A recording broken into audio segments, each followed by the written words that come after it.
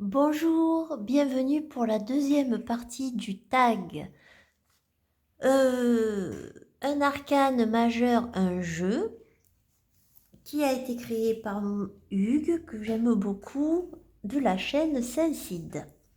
Alors, on va continuer, on s'était arrêté à la justice et on continue avec l'arcane du pendu. Alors, pour le pendu, j'ai choisi The Future Ancestor Tarot, donc de l'Hexalona Studio. Alors pourquoi le pendu? Parce que ce jeu il est assez épuré et que quand je l'utilise, et ben, il me donne cette impression d'être dans un temps un peu suspendu, comme un petit peu avec le pendu. C'est-à-dire que il y a ce côté ouais, perspective différente, temps de pause, méditation. Qu'est-ce que j'y vois encore? Il y a quand même un lien avec l'intérieur, avec les ancêtres, avec, avec un peu les éléments, la nature. Voilà, j'ai l'impression de pas. Il me fait penser un peu à un courant d'air, ce jeu, à quelque chose de très, ouais, très aérien, un peu comme le pendu qui est pendu, la tête en bas. Mais en tout cas, voilà, il est dans les airs aussi, hein, le pendu quelque part. Et ce jeu, voilà, me fait penser à cet arcane pour ça. Parce que je le vois un peu comme mon temple zen. Voilà, quand je l'utilise, voir les choses un peu différemment, ou s'appuyer sur la nature, ou voilà, ou sur les gens qui sont de l'autre côté. J'espère que je vous montre bien. Voilà. Et j'aime beaucoup parce qu'il a un effet linen. On a comme des incrustations de plantes. Bon, les tranches sont neutres. On a un dos qui est comme ceci. Et oui, je l'aime beaucoup pour ça. Il a un côté très aérien, très zen pour moi. Voilà. Et d'ailleurs, elle l'avait créé ce jeu parce qu'elle a perdu, je crois, alors je ne sais plus si c'était un ou deux grands-parents.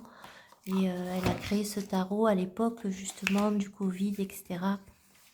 Et on sent une certaine connexion, une certaine sagesse avec les anciens dans ce jeu. Donc le pendu, je l'associe à celui-là.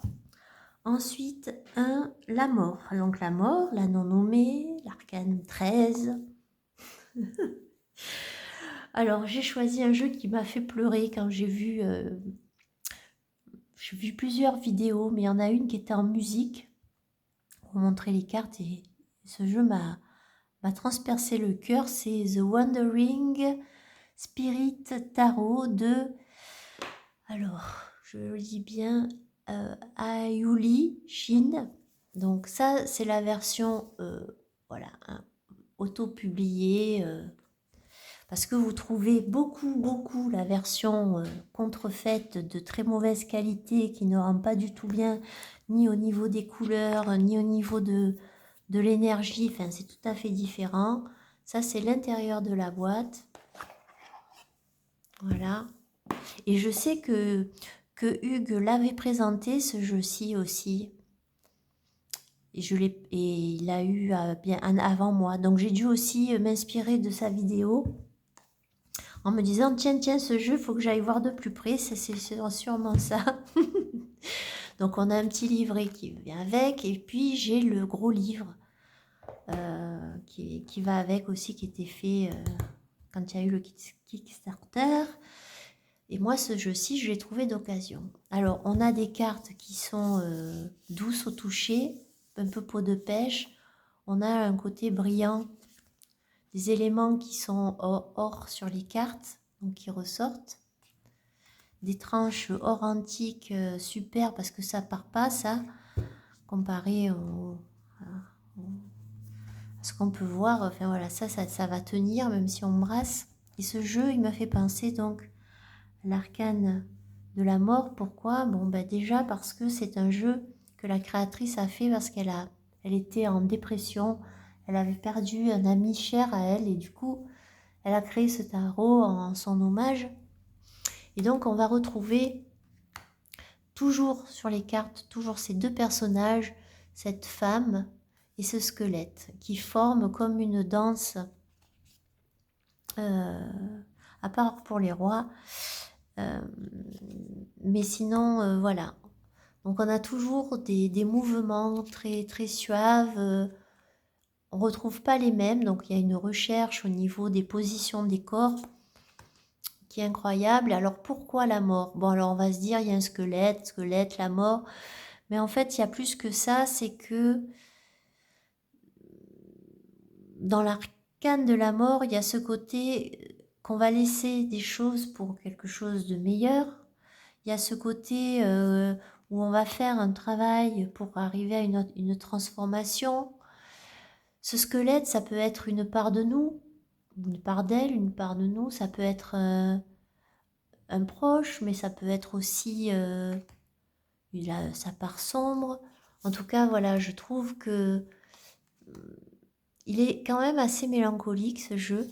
Enfin, pour moi, c'est pas un jeu. En fait, je l'utilise quand j'ai envie de me connecter à quelque chose qui est un peu blessé en moi. Je vais prendre celui-ci de tarot. Il y a une sorte de... Oui, il y a une réflexion. Donc pour moi, oui, c'est ça. Ça représente la mort parce que c'est pas la fin en soi, mais il y a ce côté-là de se transformer, de laisser, puis par voilà, hein, de temps en temps aussi de se le, de s'en remettre peut-être à quelque chose de supérieur. Vous voyez ce 3 d'épée là? Mais il y a comme en même temps ce 3 d'épée, il y a comme un truc, voilà, hein, on se laisse aller au divin presque. Hein. En tout cas, ce tarot-ci pour moi, il est très puissant. Voilà. Il a quelque chose qui me touche beaucoup.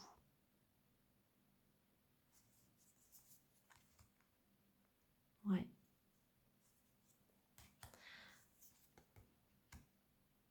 On a des cartes oracle. Il est très beau.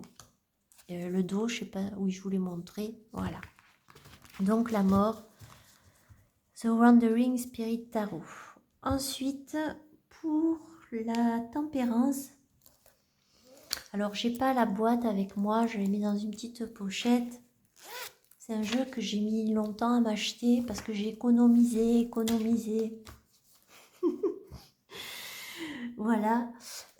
C'est le Story Medicine Woman Tarot. Alors l'auteur, ben voilà, je m'en souviens pas là comme ça. J'ai plus la boîte, enfin j'ai pas la boîte là en plus. Donc elle a fait aussi le Story Medicine, c'était le premier. Il y en a eu, je crois, 3 ou 4 de jeux qu'elle a fait qu'on trouve sur la boutique du Salon des Arcades. Et ce jeu, j'ai longtemps hésité par rapport au prix, mais chaque fois que je voyais des vidéos sur ce jeu, il y avait un truc qui m'appelait. C'est pas un tarot que j'utilise vraiment comme un tarot, ou alors en complément d'un autre tarot. Et je l'associe à la tempérance. Moi, à la base, je suis pas trop dans le côté chamanisme, voilà, animaux totems, tout ça, c'est pas trop mon truc. Mais pourtant, il m'a appelé ce jeu. Donc, et en fait, j'y retrouve la tempérance parce que c'est un jeu qui m'a jamais... J'ai eu cette impression, en tout cas, par les illustrations, par les messages, à chaque fois que j'ai tiré les cartes avec, de ne pas être jugée. C'est bizarre, hein? Parce que finalement, il n'y a que moi qui me juge, hein, mais c'est pas des cartes. Mais en fait, c'est très bizarre, c'est que j'avais une problématique et quand je tirais des cartes, j'avais toujours l'impression qu'on me disait mais t'inquiète pas, tu vois, ça c'est normal, ou ça va aller. Euh, j'avais toujours cette impression, voilà, d'être pris par la main de façon tout à fait bienveillante avec ce tarot. Donc la tempérance, pour moi, ça a fait tilt avec ce jeu. Ça aussi, c'est un jeu que je sais que, voilà, il restera toujours dans ma collection. Et même si à la base, j'aime beaucoup ses mouvements aussi, voilà, son corps, la façon dont les cartes s'expriment. Et même si à la base, je suis pas très, voilà, je suis pas tambour chamanique, etc. Enfin, c'est un peu réducteur de dire ça, mais vous voyez, enfin voilà, et pourtant ce jeu-là, il m'apporte, voilà, un réconfort et en même temps, ouais, il me soulage, même par ces phrases, hein. La source vit en moi et je suis un trésor. Enfin voilà, c'est réconfortant. Je me donne la permission de laisser partir les choses, de tout laisser. C'est voilà, pour quelqu'un qui, comme moi, a tendance à beaucoup culpabiliser de tout, du coup, ce jeu, il me donne ce réconfort-là de tempérer les choses. Donc, pour moi, la tempérance, c'est le Story Medicine Woman ou Animal Tarot. En tout cas. Bon, voilà. Ensuite, pour la tour. Non, c'est la tour, le diable. Non, tempérance, le diable. Alors, le diable, c'est un vieux tarot qui n'est plus édité. Vous pouvez peut-être retrouver d'occasion. Je vous le montre là. Je prends la boîte pour vous montrer à quoi ça ressemble. Donc, on a une boîte comme ça. C'est le Pommeau Tarot. Et donc, à l'intérieur, vous avez les cartes dans une boîte, une tuck box et le livre. Alors, pourquoi le diable? C'est un tarot que je n'utilise jamais, qui est pour ma collection personnelle. Ici, c'est un tarot de Brian Williams. Et c'est un tarot qui va être assez satirique sur la société post-moderne, donc tout ce qui est de l'ordre de la mondialisation, de la modernisation. Et alors, on a des cartes qui sont énormes. Hein. Ça, c'est ma main. Je crois que même le Story Medicine qui a des cartes très grandes, enfin voilà, il est encore plus grand que celui-là. La qualité des cartes, très très moyenne. Voilà, c'est un peu papier, quoi. Par contre, je trouve le travail de l'artiste assez phénoménal. C'est-à-dire que là, donc on est dans cette critique un peu de cette société moderne. Donc, comment l'artiste Brian Williams l'a exprimé à travers des œuvres de peintres, d'artistes connus. Donc, on va retrouver à l'intérieur du Van Gogh, du Degas, donc tout ce qui est avant le modernisme, associé à des arcanes qui vont être renommés, puisque là, vous voyez, le fou, c'est l'idiot. Là, par exemple, le 7 de billets, donc là, c'est les deniers. On retrouve Dali, la femme à l'armoire, là, qui faisait dans ce tableau. Donc, à chaque fois, on va retrouver du Gauguin, on va retrouver, voilà, du Degas, à la sauce, voilà, postmoderne. Donc, en fait, pour moi, je l'associe à l'arcane du diable, parce qu'elle illustre un peu... Ce tarot, il a un côté satirique de la société à l'époque.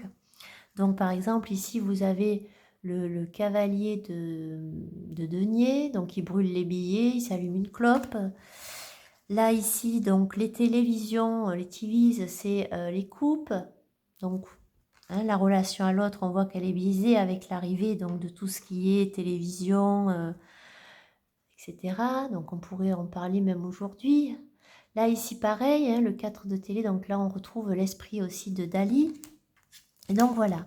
Pour moi, ce tarot me fait penser au diable parce qu'il montre un peu nos aspects un peu plus sombres, et plus sombres de la société. Vous voyez, le magicien, c'est l'expert qui est en train de disséquer une grenouille. L'ermite. Voilà, roue de fortune. Donc, à chaque fois, on a des œuvres d'artistes qui ont été détournées, reprises avec... Là, ça c'est un tableau de Van Gogh à la base pour la mort. Alors lui, carrément, il fume sa clope. Voilà. La tour, donc on va retrouver Hiroshima. Alors les bouteilles, c'est les bâtons. Vous voyez, le 2 de bâton. C'est assez satirique. Donc ce tarot, il montre un peu ça, les vices de la société moderne. Et ce soleil, il est pas dingue. Voilà, le soleil. En fait, son soleil, c'est sa lampe à UV qui le fait bronzer. Franchement, il me fait beaucoup rire. Monsieur Religion pour le hiérophante avec le boucher, enfin, voilà. Et donc les guns, c'est les épées. On a du Picasso, Modigliani. Donc voilà. Pour moi, ça me fait penser à l'arcane du diable pour ça, parce qu'il met en relief, on va dire, nos penchants. Regardez, ça c'est un tableau, c'est le mangeur de pommes de terre, normalement de Van Gogh, et là, ils sont en train de manger des billets.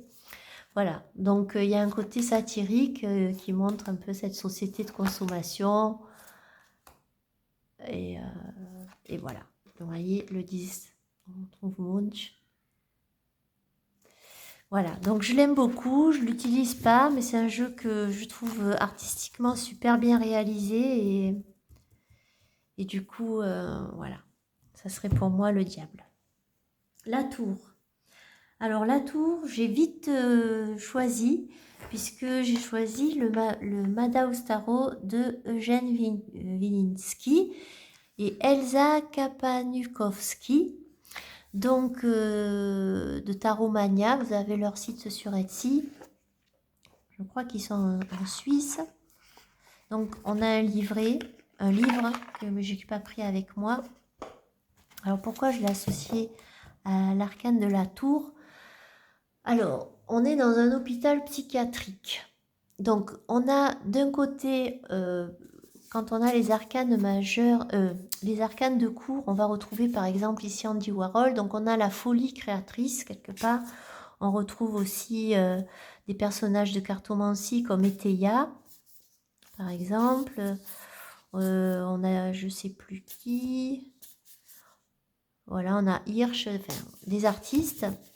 Et il y a aussi le fait que pour moi, la tour.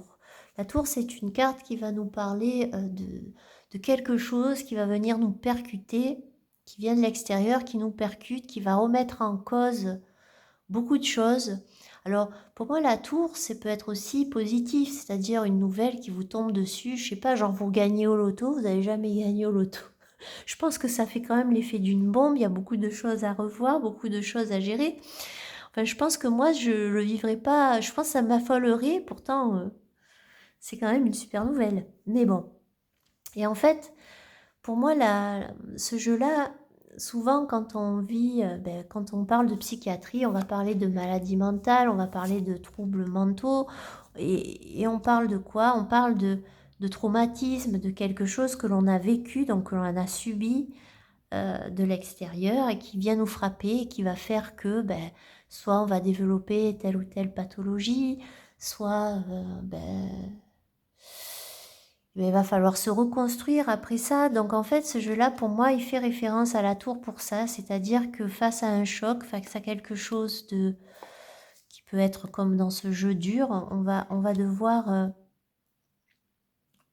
cheminer pour essayer d'aller mieux. Donc on retrouve Frida Kahlo, qui est quand même une artiste qui a beaucoup souffert dans sa chair,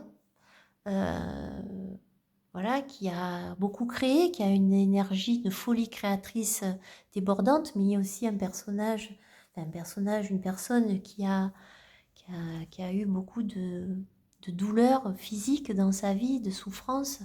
Donc voilà. Donc pour moi, ce jeu-ci me fait bien penser à la tour pour tout ça.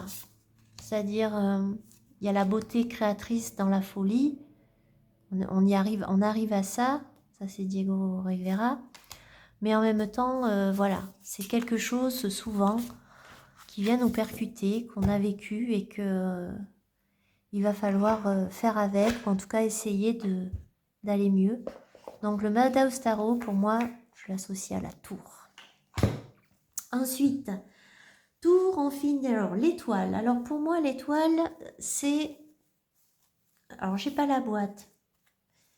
C'est le Everyday Enchantment Tarot de Poppy Paline. Alors, pourquoi j'ai choisi pour l'étoile? Parce que pour moi, ce tarot, c'est un de mes tarots préférés. D'ailleurs, c'est le seul jeu que j'ai en double. Celui-ci, c'est ma version que j'ai coupée parce qu'il y avait une grosse bordure. Poppy Paline qui est plus... voilà, qui nous a quittés il y a quand même maintenant un petit moment. Et pourquoi je l'ai associé à l'étoile? L'étoile, il y a ce côté d'espoir, il y a l'espoir.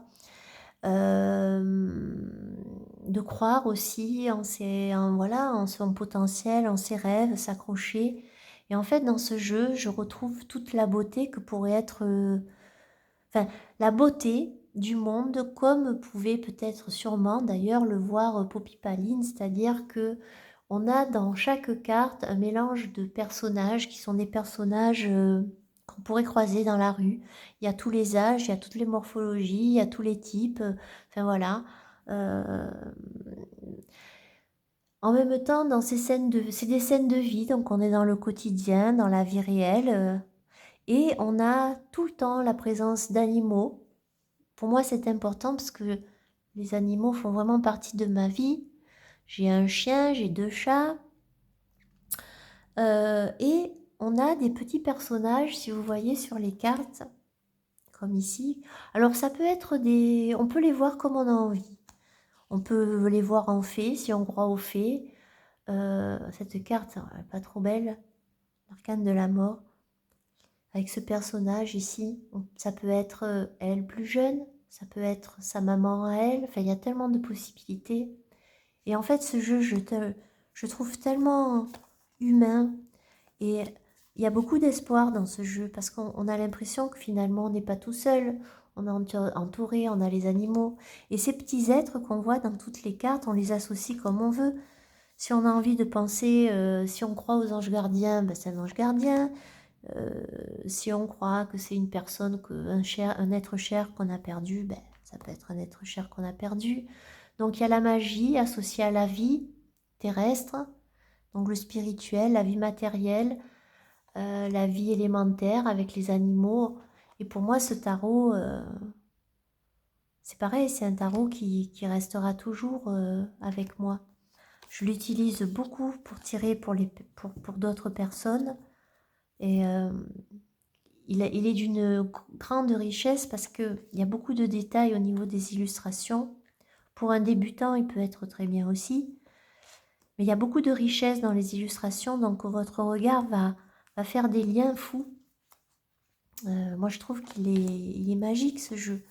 Et pour moi, c'est ça. C'est que il me fait penser à l'étoile parce que finalement, même dans les cartes qui sont difficiles, comme ici, par exemple, le 8 de coupe, on va laisser quelque chose qui nous pèse, un surmenage, quelque chose qui nous dépasse. On a toujours des êtres qui sont là. Il y a toujours l'espoir que quelqu'un nous guide vers quelque chose de meilleur.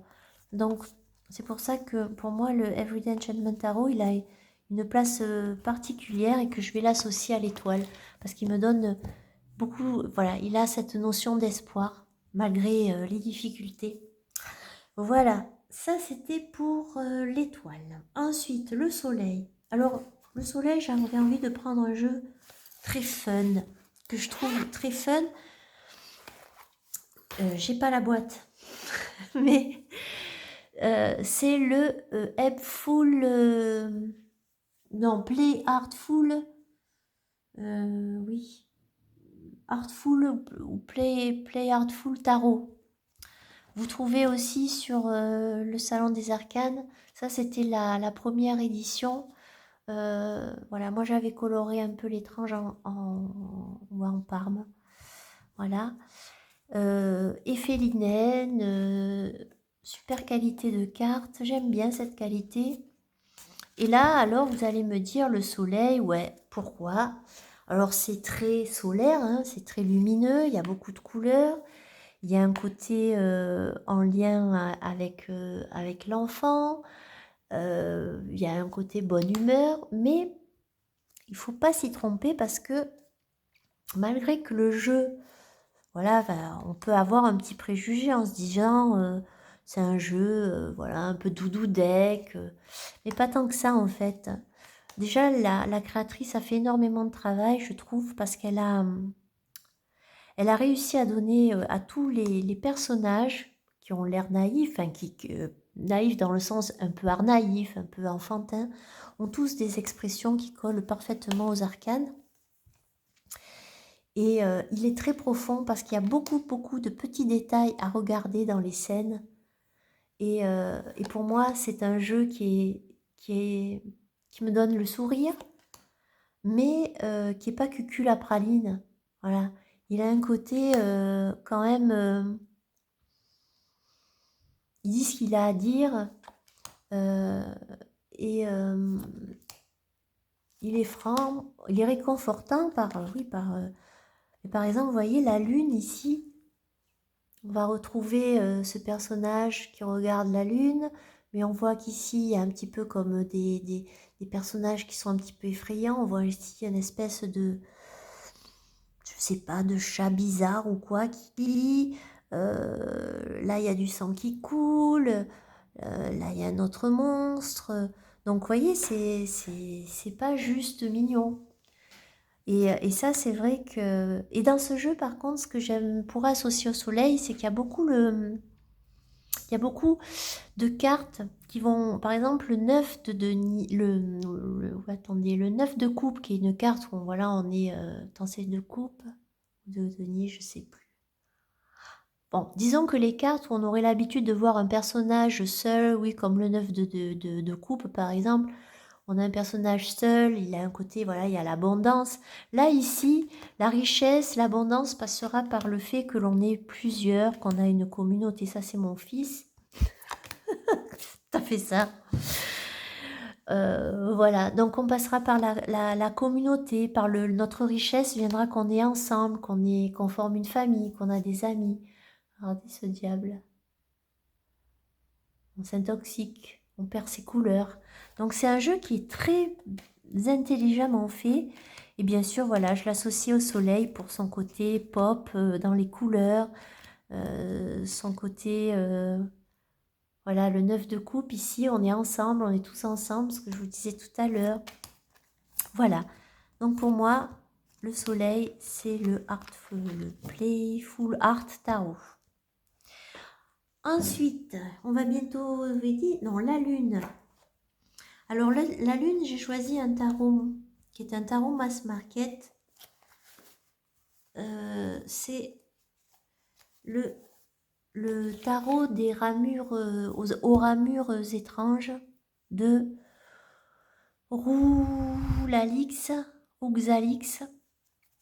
C'est un très jeu de bonne qualité avec des cartes. Bon, plus on va l'utiliser, mais il est un peu dur à mélanger. Mais il m'a fait penser à l'arcane de la lune parce qu'on va retrouver quand même des couleurs un petit peu sombres, un petit peu automnales. On a beaucoup le personnage féminin. Ouais, on a quasiment que des personnages féminins. Et c'est un jeu que j'utilise moi quand... Ouais, voilà, plutôt pour de la guidance. Voilà, pas pour des choses très concrètes, du genre un travail, déménager. C'est plus pour un cheminement personnel. Et je trouve qu'il a un peu cette énergie lunaire d'introspection, justement. Et par ses couleurs aussi. Donc je l'associe. Il y a beaucoup l'intuition aussi dans ce jeu, je trouve.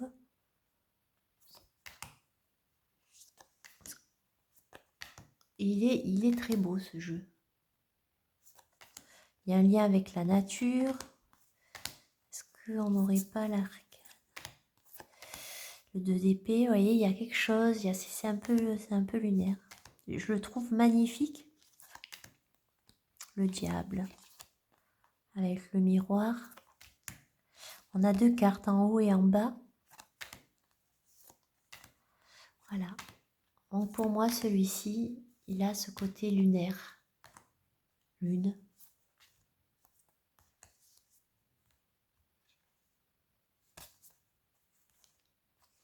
profondeur. Donc la lune, le jugement. Alors le jugement, je savais pas trop. Et puis après, j'ai pris un jeu. Jugement pour moi, je sais pas, ça me fait un peu pas peur, mais il y a un côté quand même un peu plus froid. Alors je sais pas pourquoi. J'ai choisi le Terra volatile parce qu'il a un côté un peu solennel, un peu comme le jugement, je trouve. Alors j'ai pas acheté encore l'extension, mais je pense que ça, je le ferai à un moment donné, parce qu'il y a des cartes qui me plaisent plus dans l'extension. Mais pour moi, voilà, il a un côté aussi un petit peu, je t'apprends des choses, un côté je te montre ce que tu as fait, et peut-être par ces illustrations un peu, voilà, anciennes, un peu vintage, il a un côté un peu... je sais que ça, c'est un des tarots préférés de Hugues. Voilà, je crois que il a toutes les versions. Et voilà, celui-là, je l'associerai au jugement. Peut-être un côté un peu plus froid que certains jeux que je vous ai montrés. Un peu plus scolaire, je ne peux pas trop dire. Mais en tout cas, voilà, c'est celui-là que j'ai eu envie de prendre pour le jugement. Voilà. Et pour terminer, le monde. Alors là, j'ai choisi le tarot gaïen. J'ai pas la boîte avec moi. Le tarot gaïen ou le Gaian tarot qu'on trouve en anglais aujourd'hui ou qu'on trouve en français d'occasion, qu'on peut trouver d'occasion. Alors je l'ai choisi pour l'arcane du monde simplement parce que dans ce jeu c'est pareil, on a un peu comme dans le Everyday Enchantment Tarot. Là on est vraiment dans différentes ethnies, différents continents, les animaux, la nature, il y a tout qui se met en place. Donc c'est aussi de celle qui a créé celui que je vous ai montré dans la première partie pour la route de fortune, le Herb Crafter Tarot. Donc Powell, c'est qui Oui, Johanna Powell-Colbert. Voilà, donc là, je l'aime pourquoi ce tarot. Ça, celui-là aussi, il a un côté très vintage avec ses collages. Enfin, je l'aime parce il fait vieux, il fait un peu kitsch. Et là, c'est pareil, le monde, la réalisation, l'harmonie, le travail, voilà. Et je l'aime beaucoup pour ça. Il y a... c'est comme si on faisait un petit peu le tour du monde avec ce tarot.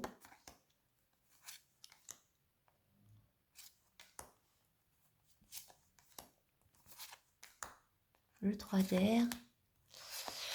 Voilà, donc pour moi, je l'associe au monde pour ça. La concrétisation, la réalisation.